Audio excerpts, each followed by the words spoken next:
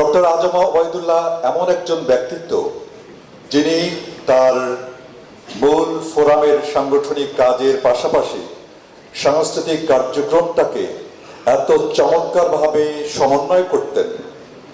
এবং আমার ছোট্ট জীবনে যেহেতু তার হাতে শপথ হয়েছে, আমি তার কাছ থেকে অনেক কিছু শিখেছি।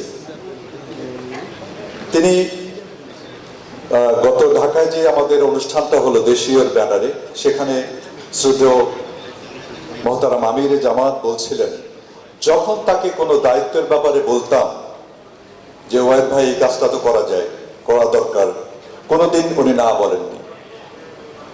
এবং সাংস্কৃতিক কার্যক্রমে যখন আমি ঢাকা থেকে ফোন দিতাম, ওয়াহিদ ভাই ক্রিস্টিয়েশন বা অমুকের এই প্রোগ্রাম আছে, ইনশাল্লাহ ভাইয়া চেষ্টা করবো, ইনশাল্লাহ, কোনোদিন না নাই কোনো কাজে। এবং আমরা অনেক সময় বলে থাকি না যে এই এত এত দায়িত্ব দিয়ে রেখেছেন আমাদেরকে, আমরা কোন কাজটা করব। এই ক্ষেত্রে ডক্টর আজম ওবায়দুল্লাহ ভাই ছিলেন, কি বলবো, জ্বলন্ত উদাহরণ। তিনি এত চমৎকার ভাবে সমন্বয় করতেন এবং কোন কাজে এত এত প্রজেক্টে, আমিরুল ভাই বললেন যে এতগুলো সংগঠন দেশীয় ব্যানারে সারা দেশে 100-র উপরে সাংস্কৃতিক সংগঠন পরিচালিত হচ্ছে। এই সাংস্কৃতিক সংগঠনগুলো না শুধু আরো কাজের যে প্রোফাইল, সেগুলো আপনারা শুনলে অবাক হয়ে যাবেন। এগুলো তিনি করতেন, আমাদেরকে নির্দেশ দিতেন বাইজিৎ এই কাজটি করতে হবে। আরেকটি কথা বলি, যখন হাসপাতালে ভর্তি হলেন খবর পেলাম, তিনি আমাকে একটা দায়িত্ব দিয়েছিলেন, নিজে ফোন দিয়েছিলেন 8 তারিখে বা 9 তারিখে, বললেন বাইজিৎ এই কাজটা তো একটু করা দরকার। আমি বললাম ওবায়দ ভাই করে দেবো ইনশাল্লাহ। আমার সবচেয়ে ভালো লাগছে, আমার দায়িত্বশীল একটি দায়িত্ব আমাকে দিয়েছিলেন, আমি সেই কাজটি করতে পেরেছি। কেবল ভাইয়ের বাসা থেকে আসলাম, ভাই বাসায় নেই, কিন্তু আমরা আসলাম। ভাবিকে বললাম, ভাবি এমন সময় আল্লাহ আনলো যখন ভাই নেই। তো এটা পৃথিবীর চিরাচরিত নিয়ম, কিন্তু ওবায়দ ভাই মনে হয় আমাদেরকে একটু ফাঁকিয়ে দিয়ে গেলেন, আমরা বুঝতেই পারিনি তিনি এত তাড়াতাড়ি চলে যাবেন। তিনি বহু ভাষাবিদ ছিলেন, আপনারা জানেন ইংরেজিতে তিনি পটু, আরবি ভালোই জানেন, উর্দু, হিন্দি, এবং সবচেয়ে বড় যেটা আমি দেখেছি, উনি যখন চট্টগ্রামে আসতেন আমরা অবাক হয়ে শুনতাম, মনে হয়তো উনি চট্টগ্রামে জন্ম ওনার, তাই না? আপনারা সাক্ষী। আবার যখন বরিশালে যাবেন তখন মনে হতো উনি বরিশাল্লা পুত। আবার সিলেটে গেলে সিলেটি মাত মারতেন।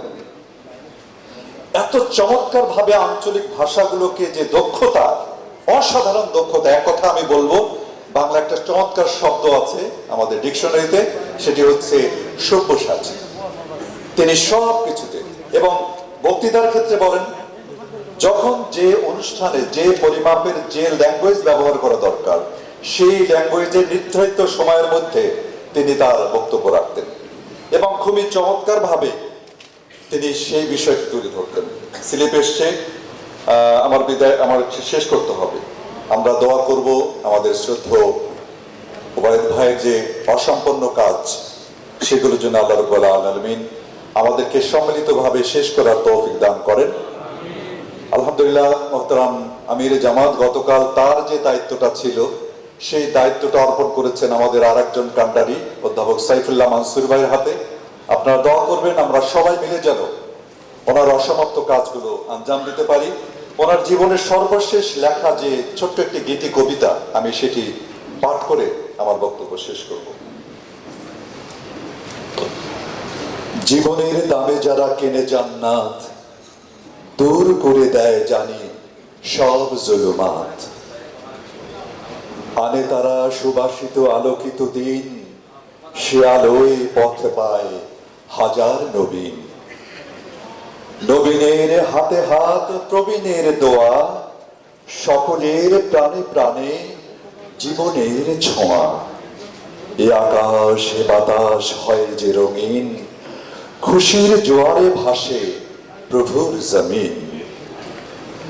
জড়তায় ভীরুতায় পথ যে হারায়, আধারে আলোর দিশা সে খুঁজে পায়। কাফেলা এগিয়ে যায় দূর অজানায়, এ কাফেলায় একদিন আনবে বিজয়। এই কাফেলা একদিন আনবে বিজয়, মুছে দেবে দুঃখ আর যত আছে ভয়। আল্লাহর রঙে তারা হবে যে রঙিন, ভালোবাসা ছেয়ে যাবে হৃদয় গহীন।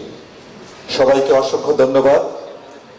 চট্টগ্রাম কালচারাল একাডেমিকে ধন্যবাদ আজকের এই ঐতিহাসিক অনুষ্ঠানে আমার মতো ক্ষুদ্র নগণ্য ব্যক্তিকে দাওয়াত দেওয়ার জন্য। জাযাকুমুল্লাহু খাইরান। আসসালামু আলাইকুম ওয়া রাহমাতুল্লাহ।